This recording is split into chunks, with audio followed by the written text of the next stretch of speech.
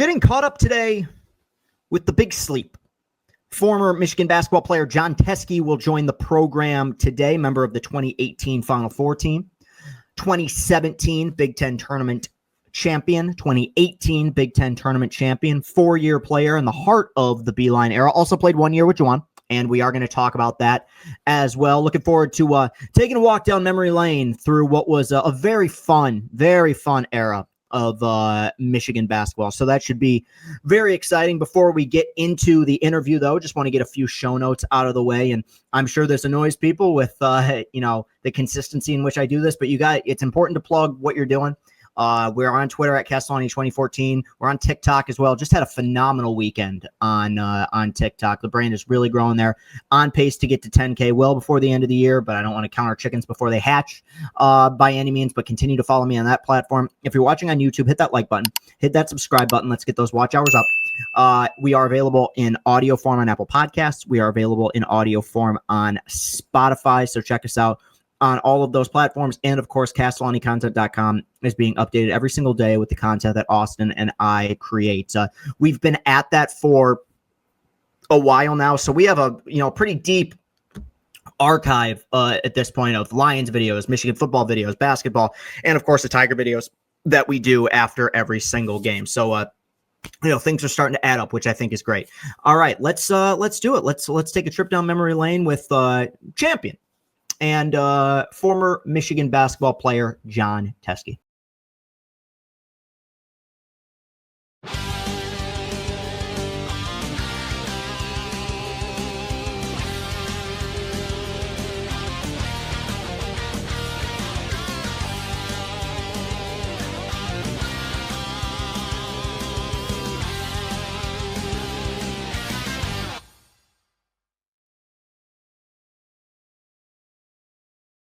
Jon Teske joining the podcast. This is, I doubt you remember this, but this is not the first time me and you have met each other. I met you after a wedding in Grand Rapids, like over 2 years ago at a bar and said hi to you just kind of casually. So it's nice to meet more formally, but obviously former Michigan basketball player, member of the 2018 Final Four run. Jon, thanks for doing the program. Thanks for coming onto the program. How you doing, man?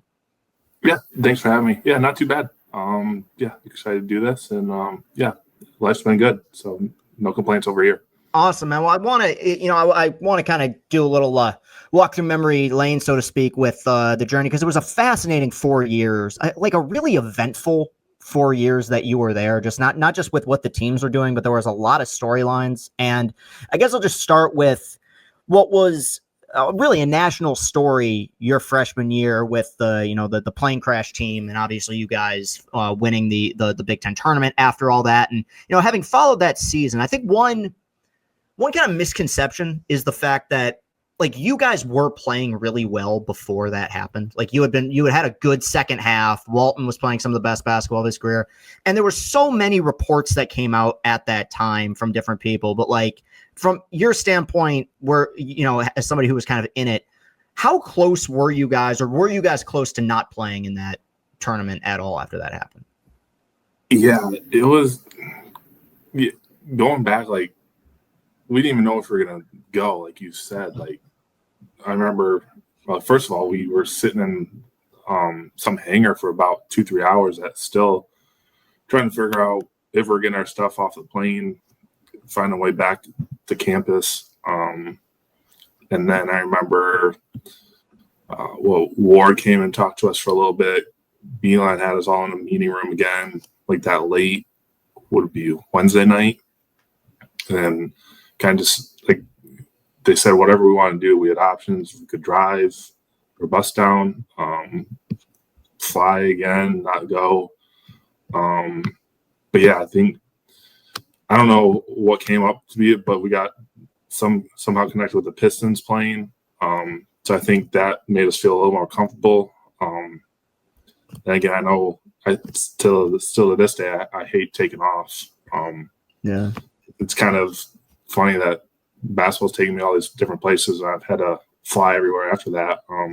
But yeah, I think just starting with the top guys, D. Walt, Zach Irvin, Adoc, Sean, Lonergan, Martinell. I think really those leaders really kind of just say, hey, we can really rally around this. Let's do this. We'll get up tomorrow morning early. I think we left at like 5 or 6. I mean, we were the first game at noon, I believe. Just a crazy experience overall. And it's so interesting with conference tournaments because obviously you win it, it's a guaranteed bid. You guys were comfortably in, you were going to make the tournament regardless. But I often feel like there's very little correlation between like what a team will do in their conference tournament and what they'll do in the big tournament. I've seen teams win it and then get bounced in the first round. I've seen teams stumble in and get hot in March. You guys kept it going. You went all the way to the Sweet 16, but just after winning the Big Ten tournament, it was a national story. Like I said, it was crazy, 4 or 5 days, 4 games in 4 days. How long did it take emotionally for you guys to recover from that? Or I guess, did it take time for you guys to emotionally recover? Or was it at a point where, adrenaline had kind of picked in that you guys just kept it rolling? I think we just kept it rolling. I mean, for me personally, I was just trying to be the biggest cheerleader I could. I wasn't playing at that time, really, just helping the team on the scout team. Being an energy guy off the bench. For me, I guess, and also as a freshman, I guess I was kind of naive. I didn't really know what was going on. Like, we were just in a plane crash, but we're still playing basketball. Like, this is the best time of the year. Like a lot of the older guys were saying about, all we knew was just win and we're playing again tomorrow. So I think like even to this day, like I still don't even think like, I can't believe that happened. Like, it kind of just blurs my mind. I'm like, when people talk about like, wow, I really was like, to me, it's just like, it was I guess normal to me, like, because that happened. But yeah, it's just crazy. And I really think just D-Walt just led that team. I mean, going back, we barely beat Oklahoma State team. I think that was like 197 or whatever. And that was super high scoring, yeah. And we beat Donovan Mitchell and Louisville, they're the 2 seed maybe. And then we could have beat Oregon. I think there was maybe a missed box out at the end, and then D-Walt shot, went in and out too. Game of inches, you never know. Obviously, we saw the next year with Jordan Poole in that shot, but never knew what would happen if D-Walt hits that. Yeah, and it's interesting, and I wanted to transition to that because that was such an incredible run. And like you said, that Oregon game was, game of inches, like you said. It was back and forth pretty much the entire night, as were really the first 2 games. I mean, you guys were down maybe even as much as double digits into the second half against Louisville. And I remember, Mo had a really good second half, and you made all your free throws, I remember, down the stretch. But coming into the next year, obviously you guys had won the Big Ten tournament, but obviously Walton gone, Irvin gone, Wilson goes pro. Not the 2018 team. Well, I don't think anybody had them projected to be a team that was going to miss the tournament or anything, was not getting the kind of accolades that coming into the year teams like Purdue or especially Michigan State that season were getting. Did you guys feel coming into the season like you were being slept on, or did you really not know, considering what you guys had lost, what kind of team you were going to have? I think we really just kept ourselves. I mean, we had a really tight-knit team. Obviously, we lost a couple of key players. But we had a talented freshman group coming in. We knew some of us freshmen that were being sophomores had to take some jumps. We had shooting, we had bigs, we had wings. I think that was Charles Matthews' first year playing too. So like there's another kind of not freshman, but another body. So we knew what we had, especially over that summer. We had some intense practices, and open gyms were always going back and forth. So we had a really good team. We knew we just had to put it together, and it took some time. I think we also went to Hawaii at the beginning of the year. We should have beat, who did we play that first game? LSU, I think. We lost. But I think that trip helped. We just really bonded. And I think we rattled off, I think, 10 games in a row at the end of the year or something like that. Didn't lose in March. In 2018. And obviously your kind of counterparts, I lumped you guys together because you played, you came in together, you were seniors together with Xavier Simpson, who I think was coming into the 18 season. While he was a highly recruited player as a freshman, Walton played an insane amount of minutes in that NCAA tournament. I think he played, I want to say, every minute of the Big Ten tournament, and Simpson had his struggles freshman year in limited sample size, and then immediately was the starting point guard from, day one in his sophomore year and never gave up that role. Just what kind of growth did you see from him just in between that first and second year that gave you confidence that he could run, John Beilein's offense with effectiveness, with efficiency? I think he's just very smart, very determined, hard nosed. He's going to get you in your face. He's going to hold you accountable. I think he learned a lot from D-Walt. Yeah. I think that easy transition as Xavier didn't have to come in right away as a freshman and handle John Beilein's offense. I mean, Beilein's offense is crazy. Like, so much stuff going on as a freshman, getting used to that, getting used to academics, college, whatever. So I think that transition really helped with D-Walt, just kind of just being that big brother there for X. And then really you saw that big jump between freshman and sophomore year. And I mean, he was in the gym every single day. He made sure everyone else was in the gym. He made sure open gyms were running on time. You knew he was a leader from the start. And then it really started with him and guys like C-Matt, Mo, Duncan, Muhammad, like they all wanted to compete, and it was a competition every day in practice. So you'd be ready in practice. And I think that just made us better overall as a team. Yeah, and I think that D-Walt he was a great passer as well. He's such an efficient scorer that last season, and I think that while he wasn't a non-scorer by any means, the role for Simpson that 2018 year was to be a ball first or ball handling first point guard, pass first point guard. And I think that with Mo and obviously the scores that you had, he ran that, the offense super effectively. One of the things that made John Beilein so effective as a coach was just his ability to adapt and how he changed, during his time at Michigan. And I think in the years that you were there, the big adjustment was, you became an elite defensive unit, and people credit Beilein for that, and people credit Yaklich for that. But if you could just for a second talk about the role that Coach Yaklich played in kind of the development of John Beilein's defense, because he arrived on campus as, it was a 3-point shooting offense. It was more of an, offensive based scheme. All of a sudden it's a top 10 defensive efficiency team in the country. What changed? I think my freshman year, I think that was first year with coaches Sadie Washington. I think Billy Donlin. So Donlin came in right away, and he helped change that defense culture too. We were doing new stuff. Some of the older guys weren't used to it, but it was defense right away, especially for us younger guys that hardly played. Practice was our games, and we'd spend countless hours on ball screen work. Me, X, Ibby, Austin Davis, Charles Matthews. Like, guys not playing, but we're getting reps together defensively after practice, before practice, that whole freshman year, even on game days. We know we're not playing. We're in the pre-games. We're doing stuff like that. So I think that really helped us as like a freshman group really grow into that next year, us being sophomores with Yaklich. I think the first practice with him, it was only an hour in the summer. I think 45 minutes of it was defense. And just more ball screen stuff, being in the right gaps. But I think that really started our freshman year, just constantly going over stuff together as the group of 5 of us. And then people constantly was buying in. We were holding teams low 40s, 50s. We knew if we got stops, we'd be able to score with Beilein's offense at will. Especially in turn play, it's hard to scout Beilein's team in one day. So I really think it started that first year with Donlin, and then Yaklich just upped it up, and everyone was held accountable. Those video sessions after games, wins or losses, you didn't want to be the guy being pointed out in the film session. You're seeing 4 guys work hard. You're going to get pointed out. You don't box out. You don't want to be the odd one out. Everyone's being held accountable, and I think that just made everyone else better.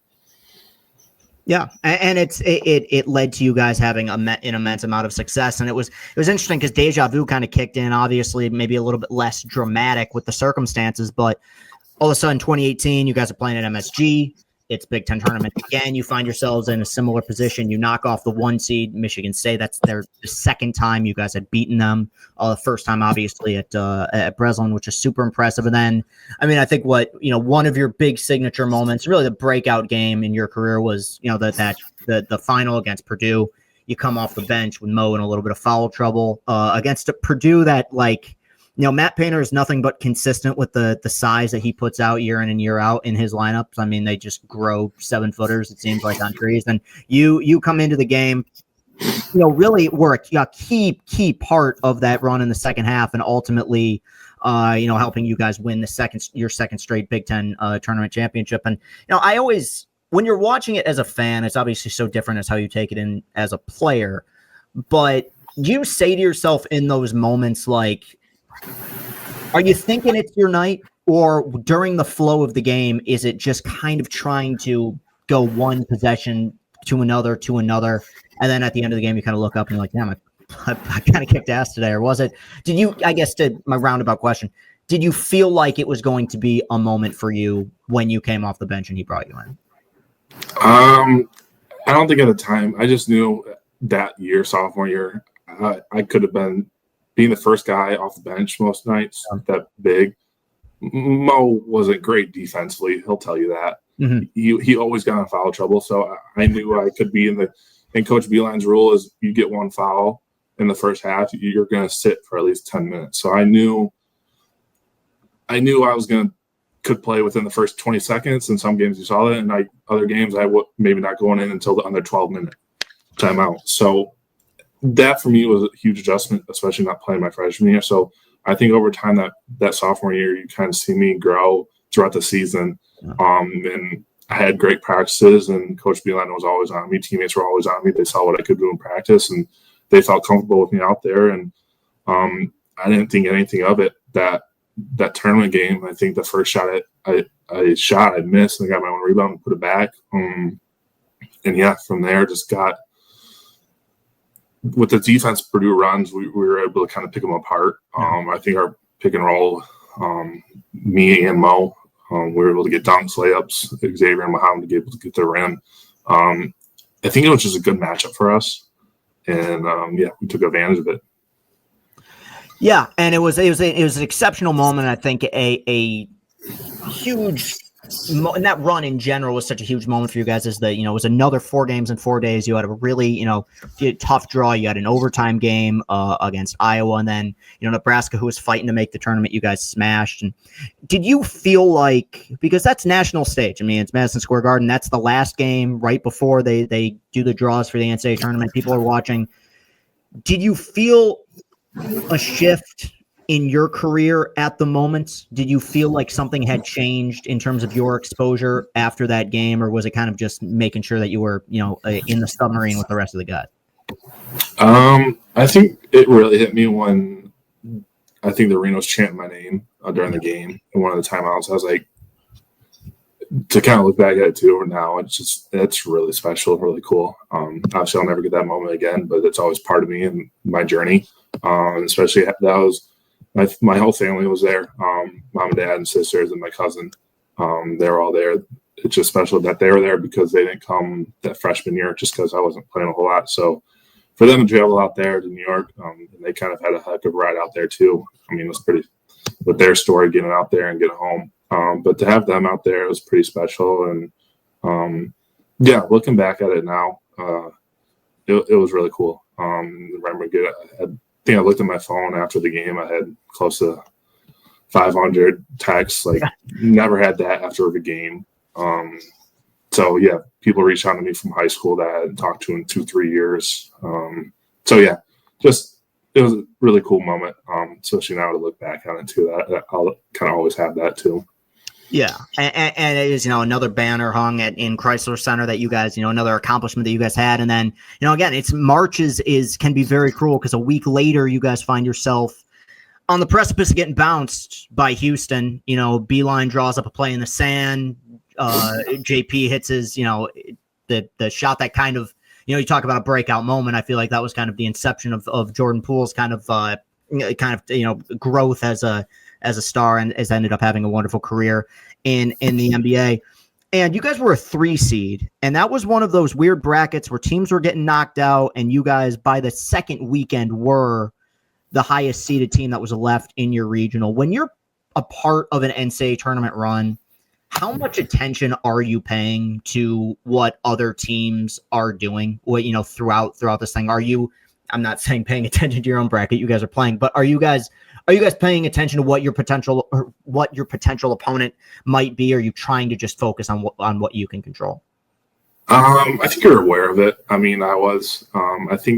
I was more so aware, and I know some of the guys on our team, we're always aware of the Big Ten teams, how are we doing as a conference, where are we at, could we meet anyone down the line, and then I think the farther on as you go in the tournament, especially after that first weekend, then you kind of have a few days off, then you're kind of March is basically only college basketball, so you have some downtime, friends hitting you up from home, so it does cross your mind, and that it's crazy because in between the Big Ten tournament and our first game, we had about 2 weeks off. I forgot about that. Yeah, that's right. Because they completely moved up. So that's the other thing. We were practicing for 2 weeks, which we didn't like at all. That threw a wrench into it as well. But yeah, you're aware of it, but it's not something you constantly look at, I don't think. That's a real. I mean, I completely forgot about that with the extra break, because that was the MSG tournament that year. I mean, look, you obviously you won both games in the first weekend. You won you made it all the way to the national championship. Do you feel like that long layoff, just so uncharacteristic, do you feel like that did hurt you guys? I don't think hurt us. I think that first game against Montana was just a slow start. And I look at games now, watching March Madness, I'm you see teams lose in the first round that should easily win. Yeah. And to me, it's or I'd played with guys professionally, and they're yeah, we lost in the first round and we should have won. I was when I was there, that never happened. So we were just expected to win. I guess I don't realize how hard it is to win in March just because of the record we had when I was there. And yeah, I give a lot of credit to Coach Beeline, and then obviously never know what would happen with the COVID year, but that's all I kind of knew when March was winning. And to me, it was just another game. A lot of hoopla on the outside, but we loved it because we were playing every other night and winning and going everywhere across the country. And so, yeah, to me, it was just another game, we're winning here. But now to look at it, I'm during that 4 or 5 year run, it was actually pretty incredible. Yeah, I mean, it's so difficult to not get upset in this tournament. And from what I can recall, I don't think there was ever an instance in which, it was definitely never an instance where you were a 3 and you lost to an 11 or anything like that. I mean, you guys continually played well as the favorites. You play well even as the underdogs. And the next year, you transitioned into a much bigger role with Wagner gone. You guys had another excellent team in 19. I got to ask, how did the Arrow celebration start with the threes? Who came up with that? I think it was my roommate, Luke Wilson. He was a walk-on. He's my best friend. He's John, we got to think of something. So I think, yeah, I don't know, one of the late nights in the dorm rooms. Yeah, he was we're going to do it next year or something. Because I wasn't really shooting threes that sophomore year. Right. Yeah, well, that was going to be my next question is, at what point did you realize that was going to be part of the evolution of your game? Was that something that you and Coach B had talked about prior to your junior season, or was that kind of in your back pocket all along? I always kind of had it. I always felt like I was a decent shooter for being 7'1". In high school, I shot the 3.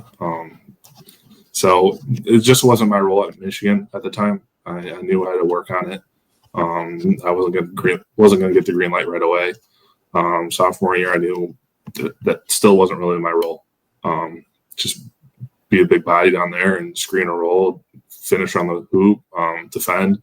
And then once I knew Mo was leaving, I was really started working on the outside shot more and more. Trying to be at least a threat somewhat. So yeah, just working on a ton in that off season between my sophomore and junior year. And I always had it. Never really worked on it a lot until that off season. I feel like that's a common thing with big men. I remember Dickinson went through the same thing where his high school tape was a lot of threes. And it wasn't really until probably late sophomore year into junior year when that set of his game kind of started to develop. It just wasn't really a requirement with the role that you had those first few years. Yep. I remember getting the notification about Coach Beilein going to the Cavs, and it was such a blindsiding thing for the fan base. I mean, it's one of those things that you had to double and triple check to make sure it wasn't coming from a parody account, just because it was so out of nowhere. How did you guys find out that he was moving on? Yeah, we kind of heard rumors. I mean, going back a previous year, I mean, there was rumors too of him going to the Pistons that year before. So like there were rumors out there. We didn't really know. We were in spring term or whatever, so we were on campus, and Luke came to our room. He's like, "John, just check your phone," and like that's how we found out. Just saw those headlines, and then we had a team meeting later that day. He kind of all brought us in and just told us. We knew of the rumors. We didn't know if it was going to happen or whatnot. That's how we kind of found out, just like everyone else, really. Were you upset at the time? I guess I was just confused. I didn't know why he would take that. I understand why he did, but I don't know. We were happy for him because that was something he wanted to do. And it's unfortunate how it turned out. But he could have won one championship, and we could have said like that was a great move by him. It was really at the time happy for him to move on. New change maybe. Yeah, it was interesting because I think that a lot of dominoes fell after that. Obviously, Poole goes pro, and you had a fine team the next season, though it is kind of, you do wonder if they were able to bring the whole band back together, what that 2020 team, kind of could have been with some of the talent that they might have been able to bring back. And, even though you didn't play that long ago, man, it feels like the sports, just college sports in general, have changed so much with this era. And I like talking to guys like you. And next week I'm going to be talking to another guy who played at his university for 4 years, just because I think you guys are going to be becoming a rare breed. Like one day people are going to ask, like, you actually played 4 years at one university? I mean, that's almost unheard of. There's a couple of questions I have about this. One, as a player who developed over 4 years, who started on the bench, worked his way up into a starting role, worked his way up into a leadership role, does the constant transferring of guys and guys hitting the portal after 1 year and bouncing to 3 or 4 different schools, does it bother you as someone who grinded the way that you did, or have you just kind of accepted that it's part of the modern age college basketball? I kind of have accepted it. I mean, you look at high school today, kids are playing at 3-4 different high schools before they even get to college. So it's like, what are we doing? I think it's just a part of college sports now. I wouldn't have changed anything. I would have stayed off 4 years. I mean, I think I would have got that COVID year too, but I didn't know if they were playing basketball. It's different. It's changed. If I would have done it again, I would have stayed all 4 years again. So I love the school, love the university, loved everything it had to offer, and I had a great 4 years on the basketball court as well. Yeah, and that was one of my favorite things about the Beilein era, and as excited as I am about the direction Michigan's going in, like, I always felt like we got to know you guys. Like, I felt like we saw you guys really grow up as players, like mature as people. And there's much more of a free agency element to it. And while there's potentially life-changing money involved, like, I'm not going to knock anybody for it. It's just different. I'm not even saying it's worse or better. It's just different. Is it hard for you not to wonder what things could have been for you in the NIL era? I mean, there could have been a lot of, big sleep t-shirts that could have been sold, that you could have, you could have made some money off of. Did you ever think about what kind of, what NIL could have looked like for you during your time at Michigan? Yeah, I think I missed it by maybe a year, 2 years, maybe. Yeah. I mean, there's that lawsuit going on right now with the NCAA and possibly playing players back, going back to 2016 or whatever. So I was looking at some of those estimates. But, yeah, I mean, it would be nice. It would have been cool, but it's nothing I can change now either. So then obviously throw COVID in there too. So, yeah, just it is what it is. I wish, it could change and would have got something, but at the end of the day, it is what it is. Yeah, and obviously that was going to be my next question, just because it's been 5 years and it still at points doesn't feel real, just the world shutting down the way it did, and the emotional reaction, just because when it was announced that COVID had shut down the season and March was getting canceled, that the first thing I thought of was like the 4-year guys, was you and Xavier, these guys who I wanted you guys to go out on your own terms. And it was this thing that was the most random 1 in a million thing that kind of shut down the season. I'm trying to think of, had you guys already traveled for the Big Ten tournament? Were you in, I think it was either Indy or Chicago, I think, at the time when you found out about that, the season getting canceled? Yeah, so it was in Indy. We went down Wednesday. And I think that Tuesday NBA game, maybe that was when Rudy Gobert. So we heard rumors going down Wednesday, or then rumors became, hey, just family was going to be at the game. So we knew it was going to be kind of funky. And then we woke up Thursday morning and got all ready as normal. Game was still on and went to the arena. Started warming up. No one in the stands.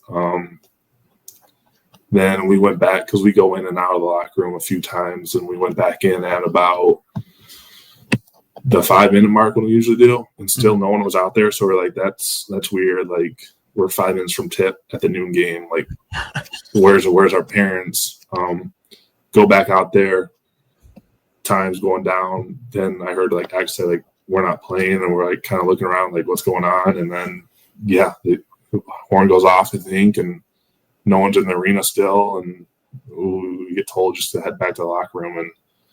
And we got told in the locker room that everything was canceled. And the Big Ten tournament at least was canceled. I think a few other tournaments maybe were still going on, but said we were canceled, and just hung out in the locker room. And Ward talked to us. A few other people talked to us from the school.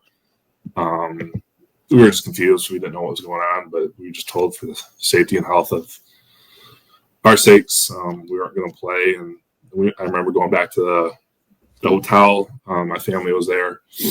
It was eerily quiet downtown. There's no one really out. So then, saw my parents for a little bit. They left.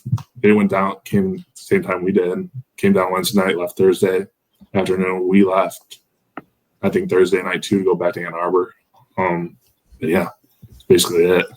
After you were told, and I remember we had Steven Izzo on the show about a year ago, and we asked him about this with from Michigan State standpoint. After you were told that things had been canceled, how long did you still hold out hope that okay, well, if they just give it 2 weeks, maybe we can? Because we didn't know. No one really knew the severity of this. Did you think at the time, okay, this is over? Did you hold out some hope of maybe in a month they could sort this back out and we could play again? No. After they canceled the big tournaments, I was like, there's no shot we're playing it. I mean, they canceled the NBA. What else? They canceled the NHL. So if they're canceling all that, there's no shot us college athletes are playing. That was a long bus ride home for sure. Yeah, I would imagine, and that was obviously difficult. And again, it feels like so much has changed within the program. And you obviously you played your last year under Juwan, and it was you and Xavier were hugely important pieces, not just I think of that team, but I think what happened the next year with the team that made it to the Elite Eight. I mean, I think that stability with you guys was needed. He inherited two culture guys, two program guys. And, while there was success in the early part of his tenure, obviously things kind of fell apart. He was let go at the end of the 24 season. And, I'm not going to go, I still like Juwan, so I'm not going to go into the whole, there was controversy with the, handshake line, stuff like that. But I guess from your perspective, somebody who played a year there, for a team that was comfortably in the NCAA tournament, who knows how things would have ended, but you were a competitive team in a good conference. Were you surprised how things went in his tenure there? Were you surprised that things kind of went sideways as quickly as they did? No, I don't think so. I mean, at the time for me, that first year, it was a good change when he came in. I think Coach Beeline was great for us the first 3 years, but I think just getting a new face in there, obviously Coach Howard played there. He knew what was going on. He knew what we were going through. And then also his just NBA experience, I think, really helped us, especially me as a big guy, at just asking him questions. And he had a lot to learn, but he had a great staff, and Martelli, Isley, and Sadi. So a lot of the same people were still there. So just kind of unfortunate how it ended. But for me at the time, it was a good change. He's my guy. I'm going to ride with him forever. And so I'm always grateful for what he did my senior year, especially. Yeah, it seemed like in the early part, especially. I mean, the culture there was good, and we've had guys on. The players as a whole still speak very highly of him. I never got. It's just so easy to roll with the whole he's lost the locker room thing, which is just like losing games and losing locker rooms are two completely different things. And losing stinks, but I think that in general, the people that played there, enjoyed playing there. Now we're in kind of this different era. Have you had the opportunity to speak with or interact with Dusty May in the time that he's been at since he's become Michigan's coach? Yeah, so I got a hold of him within like the first few days. He accepted the job. Like we talked on the phone, and then I was able to go to practice. One of the football games last year, I was able to go back and watch practice. I don't think I made it to a game last year. So I'll have to try to go this year. Just their schedule is a little funky. But yeah, just he's a good guy. They're headed back in the right direction. I love what he's doing. They had a great run last year and expecting big things this year. And I hope we go back to another practice here or two. But yeah, he's doing a really good job. And I think he's a lot like Coach Beeline, very detailed, knows what he wants. And the guys he's recruiting. Not just high schoolers, but also the transfer portal. I think they got some good guards, some good bigs. Hopefully they'll be able to shoot a little bit better. But like you said, Big Ten is going to be tough again this year. I know Michigan State, Purdue, reloading. Wisconsin's always tough.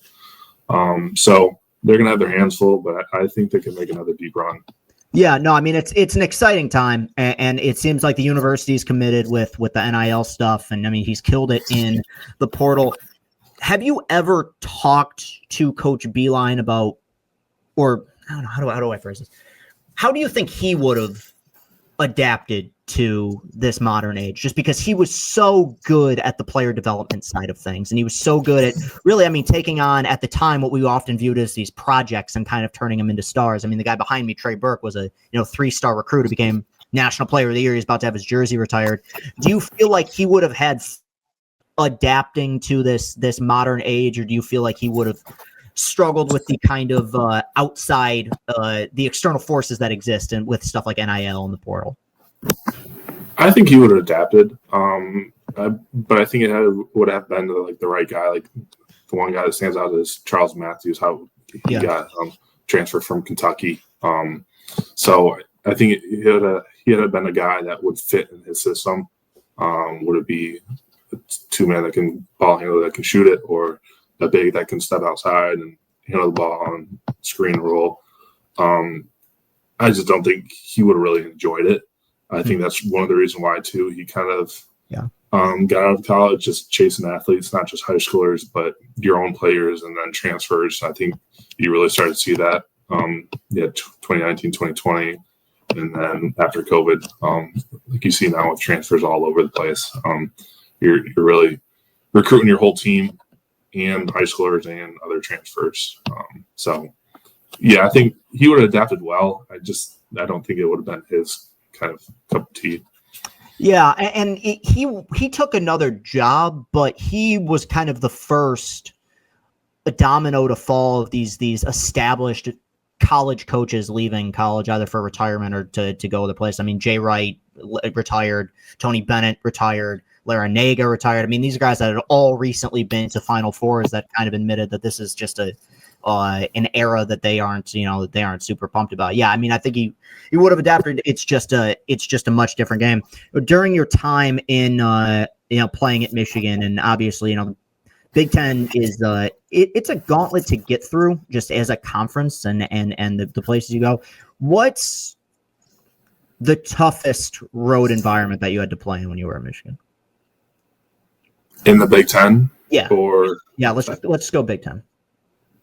I'd say either Purdue or Wisconsin. I mean, both those teams had really good. I mean, it's hard to win the Kohl Center. I think we only did it my sophomore year. And then Purdue, I think we did it maybe twice, once. Just tough places to play. So I'd say either one of those two. Yeah, and I mean, you guys, you're one of the few. You guys had success at Breslin, which is one of the few. I mean, you guys won there in 18. Then obviously you beat them in the Big Ten tournament that year. I mean, it's a lot of the same ones. It's always consistently tough with Indiana stuff. It's gotten tougher. The other thing I wanted to ask you about here, just a few more, is this ever evolving Big Ten and the changes with. I mean, the amount of teams they've added, and that essentially the Big Ten has absorbed a good chunk of the Pac-12, and you see teams going, across country.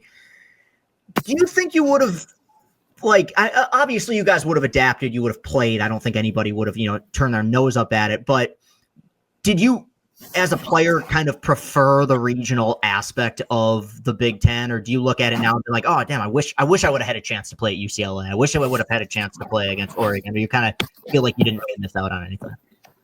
I think the Big Ten will always kind of be Big Ten to me. Like just growing up, growing up here in Michigan, Ohio, the Big Ten is those 12, 14 schools. And now that it expanded to 18, 16, 18. But even my freshman year, we played at UCLA, so we still went out there. Sophomore year, they came to us. We played Oregon my senior year, maybe. So, we still kind of non-conference-wise played those teams. I just can't imagine those road trips. Now I think they try and make them back-to-back games, somewhat, put them together. I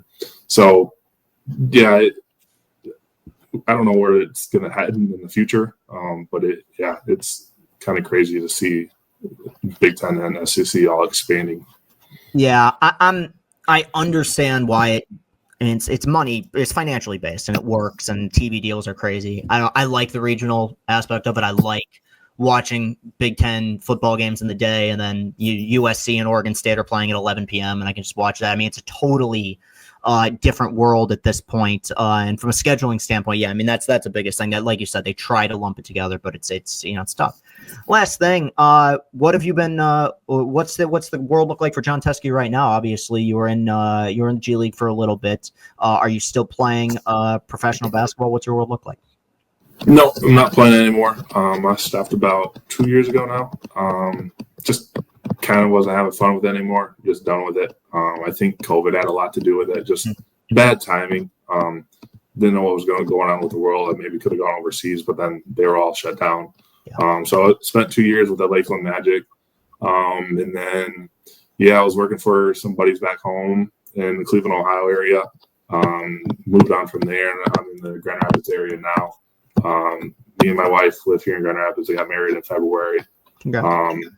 And then now we're expecting a baby boy at the end of January. So kind of life's kind of moving fast over here. And we're in Grand Rapids still. So just living life. Yeah, no, I mean, good for you, man. And I mean, I think I always hold those Beeline teams close to my heart. Those Final Four runs, those are absolutely. And I mean, the roller coaster, I'm sure, is even crazier as a player, but absolutely some of the most fun I've ever had watching sports. And so I appreciate having guys on for this show, just because it gives me the opportunity to say, not just thank you for coming on the show, but thank you for the memories, man. Honestly, it was truly a joy watching those teams go to work and the unpredictability that came with it, and that 18 run. You guys not losing in March, the pool shot. I mean, it was really magical stuff. I mean, you guys, committed to being a part of that program, and I think it's an era of college basketball, and that we're not going to see a whole lot of in the future. It is evolving, it is changing, but thank you for what you did for the program and the memories you brought us, and thanks for doing the show. Yeah, no problem. Thanks for having me on. So appreciate it. Hey, it's great. I have such an appreciation for the guys from the Beeline era. And that's not to say I don't have an appreciation for the other athletes that I follow, but there was something. It was one of the few times as a sports fan, especially when it comes to University of Michigan, which I viewed U of M as something of an underdog story. Not to say that they were, downtrodden necessarily, but there was definitely a time where Michigan basketball was not. People had question marks about whether it could ever become a national brand again. And a lot of guys really committed, and those Final Four runs were so special. And honestly, it's not that long ago since Jon Teske was there, but to be able to talk to somebody who plays 4 years at any university, let alone a place like Michigan, I think is pretty special. So interesting to pick his brain and ask about what were some really great memories, obviously for him as a player, but for me as a fan. So that will do it for today's show. You can follow me on Twitter at Castellani 2014. If you're on YouTube, you can hit that like button, hit that subscribe button. Let's get those watch hours up. I'm on TikTok as well. We cut clips from all of these shows and post them. We post them YouTube shorts as well, but we're also on TikTok. Had a very good weekend there. If you want to find us in Apple form, in audio form, we can find us on Apple Podcasts. You can find us on Spotify. And of course, CastellaniContent.com is getting updated every single day with the content that Austin and I create. That continues to be a wonderful archive of all of our content. If you want to find any episode of Chris and Company, or I'll Say This, or a Michigan basketball, football video, Tigers video, Lions video, that's all there. And we're doing all those this year. This is a very busy but fun time of year. And it's fun to get to interview people like Jon Teske. So appreciate all of your continued support. We will be back next week with another interview. They'll continue to follow us on all platforms as we pump out the content every single day, and especially on the weekends with football season being in full swing. I will talk to y'all again real soon. Have a great rest of your day. Peace and happiness.